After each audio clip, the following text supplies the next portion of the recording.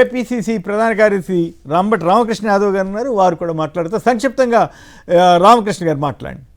Sir నాకు ఒక్క నిమిషం టైం. ఎందుకంటే చంద్రబాబు నాయుడు గారు మొన్న అసెంబ్లీలో మాట్లాడుతూ బీసీలకి 34% రిజర్వేషన్ నేను తీసుకొస్తున్నాను, ప్రతిపక్షాలు కోర్టులకు వెళ్ళి దాన్ని కొట్టించేసే పరిస్థితి ప్రమాదం ఉంది అని ఒక రాంగ్ నరేషన్ ని ప్రజల్లోకి పంపించే ఒక కార్యక్రమాన్ని యాజ్ యూజువల్ గా వాళ్ళ అలవాటు ప్రకారం ఆయన తీసుకోవడం జరిగింది సార్. కానీ ఒక్కసారి మనం ఇక్కడ గమనిస్తే తెలుగుదేశం మేనిఫెస్టో చూస్తే దాంట్లో స్పష్టంగా చెప్పున్నారు. అది తెలుగుదేశం జనసేన మేనిఫెస్టోలో శాస్త్రీయంగా కుల గణన జరిపిస్తాం అని చెప్పారు సార్. ఈ రోజు వరకు కుల గణన ఏమైపోయిందో తెలియదు. మరీ ముఖ్యంగా సార్ తెలంగాణ రాష్ట్రంలో చూసుకుంటే మేము క్యాస్ట్ సెన్సస్ చేసినా కూడా రిజర్వేషన్ శాతాన్ని పెంచాలి అంటే కేంద్రం నుంచి ప్రెసిడెన్షియల్ ఆర్డర్ రావాలి కాబట్టి ప్రెసిడెంట్ గారికి ఉత్తరం రాయడం జరిగింది. ఇది మా తెలంగాణ రాష్ట్రంలో ఈ రకంగా క్యాస్ట్ సెన్సస్ చేద్దాం, బీసీలకు ఇంత శాతం ఇవ్వాలనుకుంటున్నాం, ఆమోదం తెలపండి అని రాష్ట్రపతి గారికి పంపిస్తే రాష్ట్రపతి గారి దగ్గర నుంచి ఎటువంటి ఆర్డర్ రాలేదు సార్. సో ఇది ముఖ్యంగా కేంద్ర బీసీ రిజర్వేషన్ పెంచాలి అన్నప్పుడు కేంద్రం చేయాల్సిన కార్యక్రమం. ఇవాళ డబుల్ ఇంజన్ సర్కారు కేంద్రంలో చంద్రబాబు నాయుడు గారు మంత్రిమండలిలో ఉన్నారు.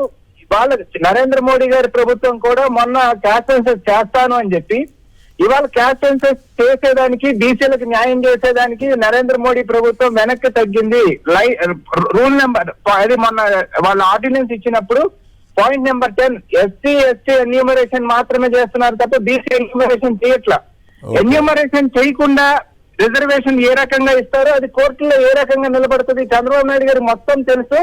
అటు నరేంద్ర మోడీ గారు కానీ ఇటు చంద్రబాబు నాయుడు గారు కానీ బీసీలని పూర్తిగా మాయ చేసి ఏమార్చి వెన్నుపోటు పొడుస్తా ఉన్నారు. అది ఇంకొకళ్ళ మీదకి నెట్టే కార్యక్రమం చేస్తా ఉన్నారు. ఇది బీసీ ప్రజలు మొత్తం దేశవ్యాప్తంగా తెలుసుకోవాలని, అంటే డౌన్ డ్రాప్ కులాలు ఏంటి అనేది క్లారిటీతో తెలంగాణలో ఏ రకంగా చేశామో ఆ రకంగా చేయమని కేంద్ర ప్రభుత్వాన్ని కోరుతా ఉంటే బీసీలకు పూర్తిగా అన్యాయం చేస్తా ఉన్నారు చంద్రబాబు నాయుడు గారు, నరేంద్ర మోడీ గారు. సుప్రీంకోర్టు కొట్టేసిందని తెలిసి కూడా మళ్ళీ పనిగట్టుకు పెట్టి నువ్వు తప్పు చేస్తున్నావని తెలిసి తప్పు చేస్తానంటే ఇక దాని మీద ఎవరు అడగకూడదని చెప్పడం అంటే ఇక అంతకంటే ఘోరమైన పరిస్థితి ఉంటుంది.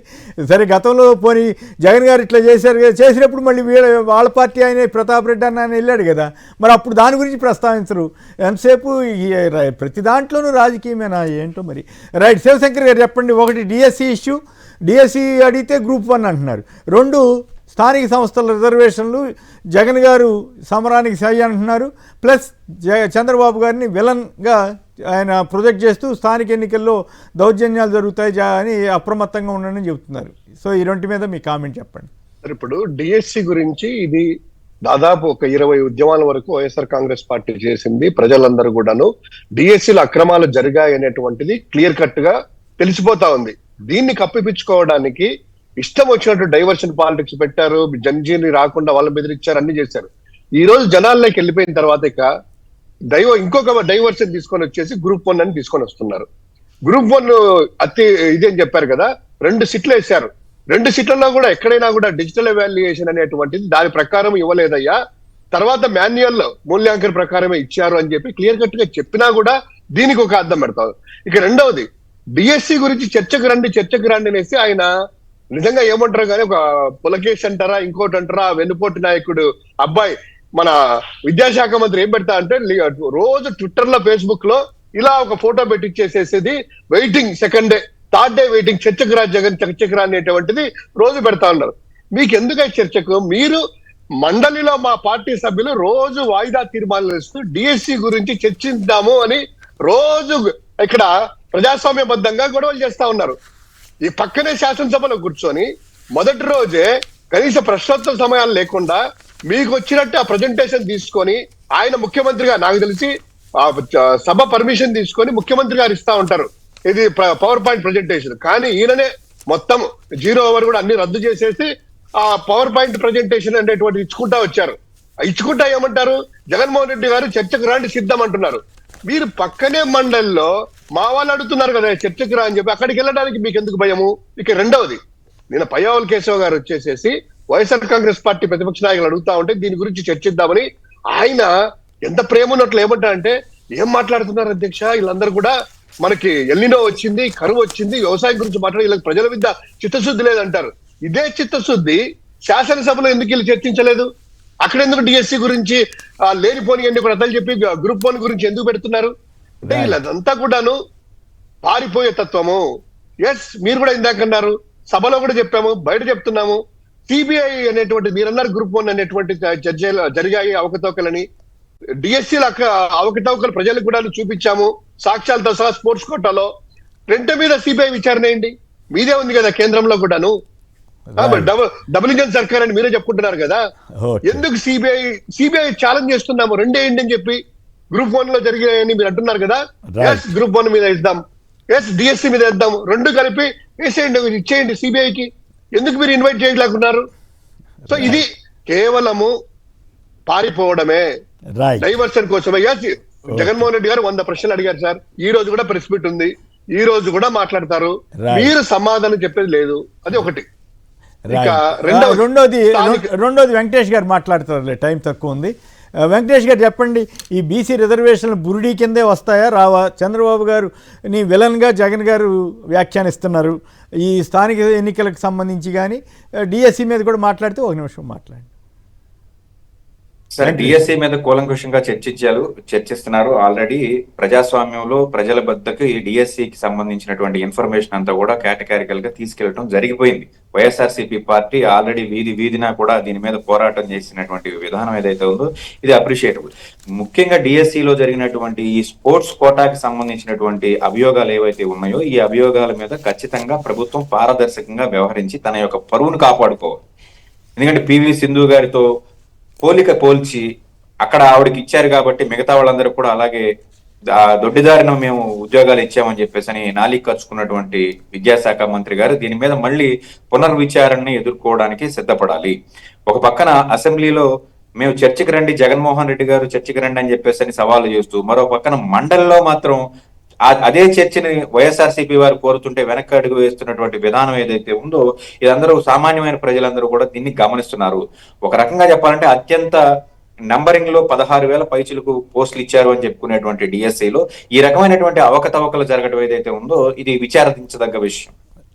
అందులోనూ ఈ ప్రభుత్వం వచ్చిన తర్వాత మొట్టమొదటిగా తీసుకున్నటువంటి ఈ కార్యక్రమం కాబట్టి దీని మీద పారదర్శకతగా వ్యవహరించి ప్రభుత్వం యొక్క పరువు కాపాడుకోవాలని చెప్పేసి నారా లోకేష్ గారికి ఈ ముఖంగా చెప్పడం అనేది మా యొక్క ముఖ్య ఉద్దేశం.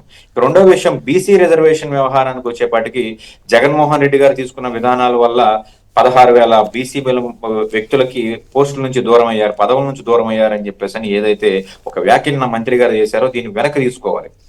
నిజం చెప్పాలంటే జగన్మోహన్ రెడ్డి గారి హయాంలోనే ఒక రకంగా చెప్పాలంటే ఓసీ ఇవ్వాల్సినటువంటి కొన్ని పోస్టులను కూడా బీసీలకు ఇచ్చి ఆయన ప్రోత్సహించినటువంటి విధానం మనందరం చూస్తూనే ఉన్నాం.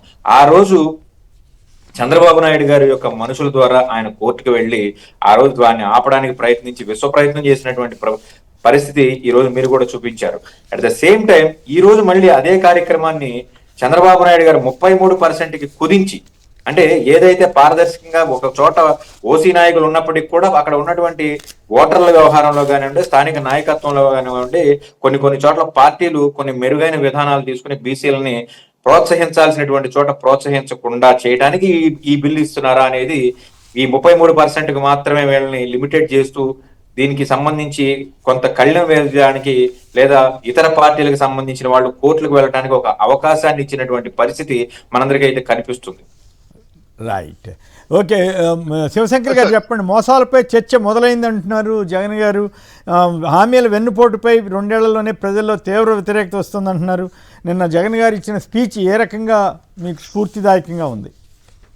సార్, ఒకటి వాస్తవ పరిస్థితులన్నీ కూడాను జగన్మోహన్ రెడ్డి గారు చెప్పారు. గ్రౌండ్ లెవెల్లో ఏం జరుగుతుంది, సాధారణ ప్రజలు ఏమనుకుంటున్నారు, రైతులు ఏమనుకుంటున్నారు అనేటువంటిది అది వాస్తవ రూపం.